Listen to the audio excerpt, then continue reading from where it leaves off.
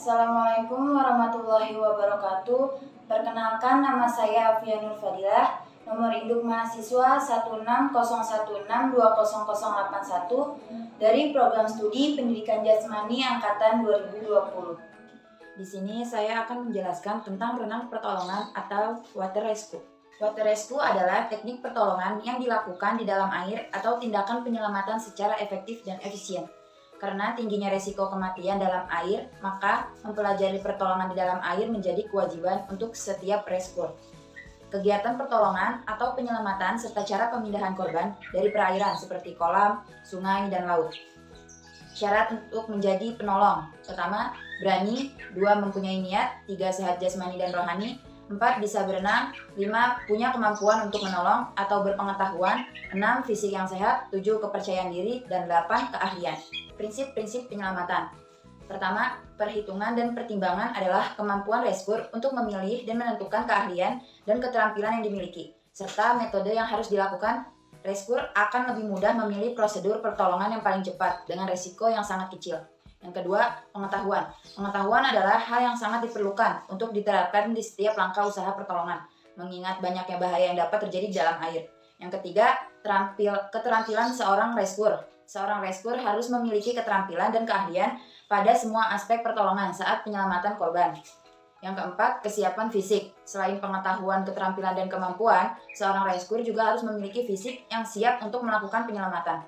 Dari keempat komponen di atas harus dimiliki oleh seorang rescuer yang selalu siap dalam memberikan pertolongan guna menyelamatkan jiwa seseorang.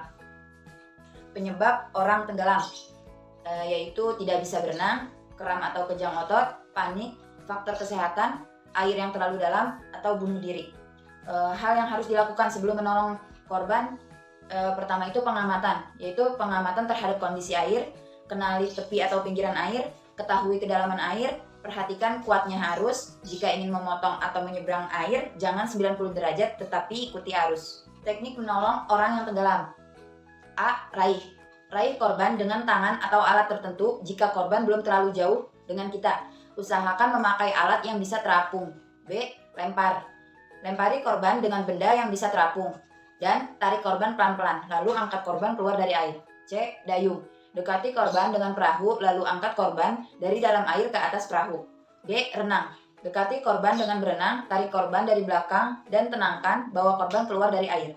Metode pertolongan di air adalah tahapan atau urutan tindakan yang diambil oleh penyelamat ketika menghadapi kecelakaan di air.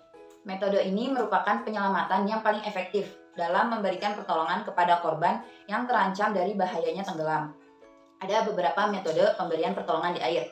Untuk lebih memudahkan ingatan, maka metode ini disusun secara sistematis dari tindakan yang kecil resikonya hingga ke tindakan yang paling besar resikonya. Yang pertama itu R atau yang disebut dengan rage, yaitu pertolongan ini dilakukan dari darat atau pinggir perairan. Bantuan pertolongan diberikan dengan cara menjangkau atau meraih korban karena posisinya di pinggir atau dengan menggunakan alat seperti galah, kayu, dan yang lainnya.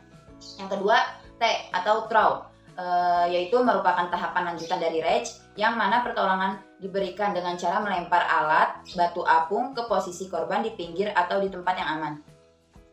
Yang ketiga, R atau yang disebut dengan row adalah tahapan yang dilakukan bila tahap kedua di awal sudah tidak bisa dilakukan. Penyelamat harus mendekati korban dengan menggunakan perahu, kano, papan, dan alat bantu semacamnya.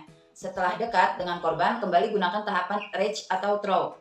Yang keempat, G atau go, yaitu penyelamat berenang mendekati korban dengan membawa alat apung untuk memberikan pertolongan. Setelah berhasil memberikan alat apung kepada korban, penolong dapat kembali ke posisi aman atau menuju posisi aman bersama korban.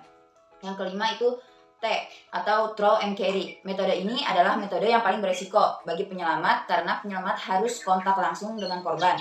Untuk menghindari kondisi yang buruk bagi penyelamat, pengetahuan, keterampilan di find and release harus dikuasai. Dengan memahami metode RTRGT, kita dapat memberi penilaian mengenai metode apa yang dapat kita lakukan untuk menyelamatkan korban dengan cepat, efisien, dan tentunya aman untuk penolong. Pembahasan teknik defend dan carry. A. Teknik defend, yaitu teknik ini dilakukan jika korban tenggelam panik dan berusaha menggapai apa saja termasuk penyelamat. Maka dari itu teknik defense digunakan agar penyelamat tidak ikut tenggelam. Berikut beberapa teknik defense, yaitu pertama, halangi dengan kaki atau leg block. Yang kedua, menghalangi dengan tangan atau arm block. Yang ketiga, elbow lift atau mengangkat sikut. Yang keempat, duck away. B. Teknik carry. Teknik carry dilakukan jika korban sudah tidak panik atau kehabisan tenaga. Penyelamat bisa mendekati korban dan membawanya ke tempat aman. Berikut beberapa teknik carry. Yang pertama, underarm carry. Yang kedua, direct swimmer carry. Yang ketiga, wrist tow. Yang keempat, hip carry. Yang kelima, hip carry with pistol grip. Yang keenam, double chin carry. Posisi berada di belakang, tangan masuk ke dalam, menutupi kuping dan diangkat lehernya ke atas, kemudian berjalan.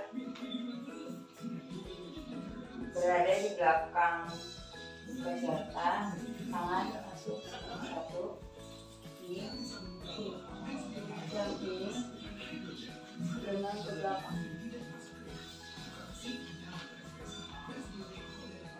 Belakang tangan masuk, pegang di sini, masuk tuh.